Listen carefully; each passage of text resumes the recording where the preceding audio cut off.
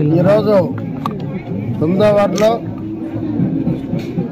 బాలాజీ ఆధ్వర్యంలో మా నారాయణ గారు మహాశక్తి ప్రోగ్రాం చేయడం జరుగుతుంది. ఇక్కడే కాదు, ఎక్కడికి వెళ్ళినా వాళ్ళే డైరెక్ట్గా చెప్తున్నారు, ఈసారి మీకే సార్ మా ఓటు, మేము అభివృద్ధిని కోరుకుంటున్నాం, ఈసారి మీకే అంటే దాని అర్థం ఏంటి? గతంలో మనకు వేయలేవాడు, ఈసారి మీకే అంటున్నారంటే అవి ఎన్నో నిజంగా మాకు చాలా ఆనందం వేస్తుంది. సార్ ఈ రోడ్లు వేసింది మీరే, ఈ కాలువ కట్టింది మీరే సార్, అటు పక్క మా పిల్లకాయలు ఆడుకునే పార్క్ కట్టింది మీరే సార్, మా ఇంట్లో బ్లూ కులాలు వేసారు కానీ నీళ్ళు రావడంలా, మాకు ఇల్లు ఇచ్చారు కానీ మా చుట్టూ బ్యాంకు వాళ్ళు తిరుగుతున్నారు కానీ మాకు ఇల్లు ఇవ్వాల. ఇన్ని ఇవ్వంది ఎవరు? ఈ అనిల్ ఎమ్మెల్యే అయిన తర్వాత అనిల్ ఎమ్మెల్యే అయిన తర్వాత ఇల్లు ఇచ్చిన పాపన బాగలేదు, ఇల్లు కట్టిన పాపన బాగలేదు, ఏదైనా నారాయణ సార్ పేరు వస్తుంది. ఇప్పుడు మీరు కట్టడం దానివల్ల మీరు కట్టించుంటే ఏదో నారాయణ సార్ కొంతమంది అనుకునేవాళ్ళు 50 మంది, ఇప్పుడు మీరు కట్టించకుండా ఉండిన దాని వల్ల 100 మంది నారాయణ సార్ ఆ సంగతి మీకు ఇప్పుడు తెలిసింది.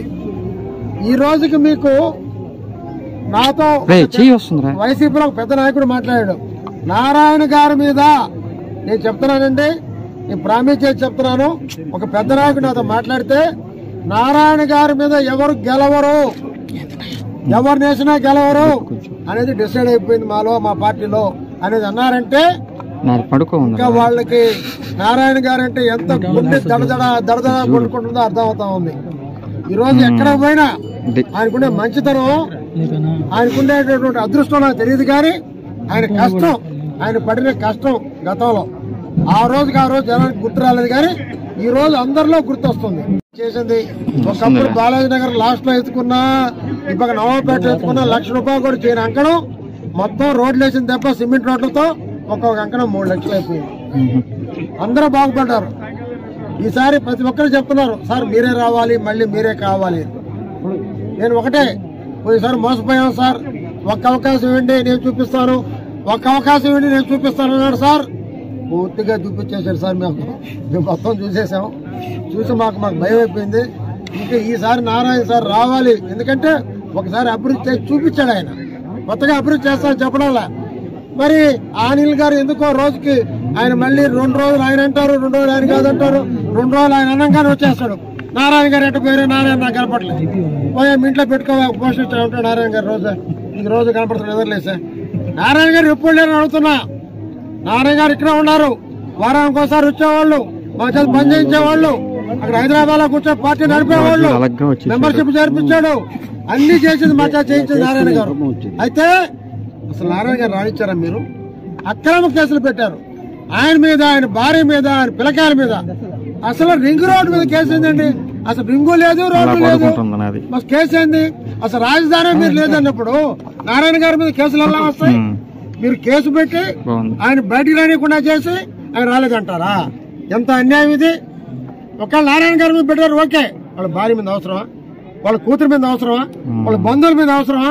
ఇన్ని అక్రమాలు చేసినటువంటి అనిల్ని ప్రజలు ఈ ఏరియాలో ఈ పక్క మాకు మంచి యువనాయకుడు బాలాజీ ఉన్నాడు, వాళ్ళ ఫ్రెండ్స్ ఉన్నారు, ఖచ్చితంగా 50,000 పైన మా సారికి మెజార్టీ తేగలిగితే పోయినసారి చేసిన అభివృద్ధి కాదు, భారతదేశంలో కల్లా 5,400 కోట్లతో నెల్లూరు చేశాడు.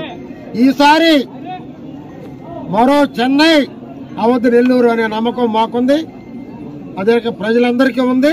తప్పకుండా మా నారాయణ సార్ నెల్లూరు మరో చెన్నై చేస్తాడని చెప్పి ఆనందం మాకు కలుగుతుంది. ఇక్కడికి వస్తే నాకు నేను అనిల్ని దమ్ముంటే నువ్వు పదే చెప్తున్నావు, మా సార్ ఇప్పుడు దాకా మాట్లాడాడు, ఒక్క మాటను విమర్శ చేశాడా? తను ఏం చేయబోతున్నాడు చెప్తున్నాడు కానీ ఏ రోజు విమర్శ చేసిండే. ఆ అనిల్కి ఎప్పుడు కూడా విమర్శలు అలవాటు. నేను ఒకటే ఇక్కడి నుంచి పిలుస్తున్నా, కుసుమారజానం నుంచి, దమ్ము ధైర్యం ఉంటే ఇక్కడే చర్చ పెడతారా? ఎందుకంటే కుసుమారి హరిజన వాళ్ళలో మొదటగా ఇక్కడ ఇల్లు కట్టించింది బాలాజీ వాళ్ళ అమ్మ రమణక్ గారు.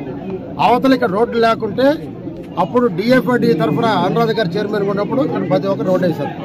అవి అయిన తర్వాత నారాయణ గారు ఎక్కడ మిగిలిందో రోడ్డు ఎక్కడుందో అన్ని వేశారు, ఎక్కడ కూడా మొత్తం ఖాళీ లేకుండా చేసినటువంటి ఘనత మా నారాయణ గారు. ఒక్క డయేరియా ఇక్కడ వచ్చి వాటర్ లో మొత్తం వాటర్ లో మొత్తం పొల్యూట్ అయిపోతే మేము కమిషన్ చెప్పినా పట్టించుకోవాలా, ఎవరు పట్టించుకోవాలా. బాలాజీ మేము వచ్చాం, అప్పుడు సార్తో మాట్లాడితే సార్ ఒకటే చెప్పాడు, అందరిని హాస్పిటల్ చేర్చండి. ఇక్కడ వచ్చేసి బాలాజీ ద్వారా మంచినీళ్ళు అందరికి పంచమన్నాం, అందరికి మంచినీళ్ళు పంచారు. అన్ని చేసింది మేము. ఒక్క రోజు కూడా అన్ని నారాయణ గారి సహకారంతో, నారాయణ గారు చెప్పినట్లు ఆ రోజు హాస్పిటల్ బాలాజీ చేర్పించాడు. 2-3 చనిపోయారు అనుకుంటా, 6 మంది చనిపోయారు అని. ఆ నీళ్ళు ఎటుపోయాడో అర్థం కాలే. ఆ రోజు కనీసం ఒక్క నీళ్లు ఇద్దరిని వెంటిలేటర్లో చేర్పిస్తే, నారాయణ హాస్పిటల్లో నారాయణ సార్ చేర్పిస్తే వాళ్ళు మళ్ళీ వెనక్కి తీసుకొచ్చాం. కనీసం ఒక్క రోజు కూడా వాళ్ళు చూడలేదు, హాస్పిటల్ తీసుకుపోలేదు. అదే నారాయణ గారు కానీ అదే మంత్రికి ఉంటే ఈ రోజు నుంచి రేపు ఇక్కడే కూర్చొని మొత్తం పైప్ లైన్లు మార్పించి తప్పకుండా బాగు చేసినవాడు. అదే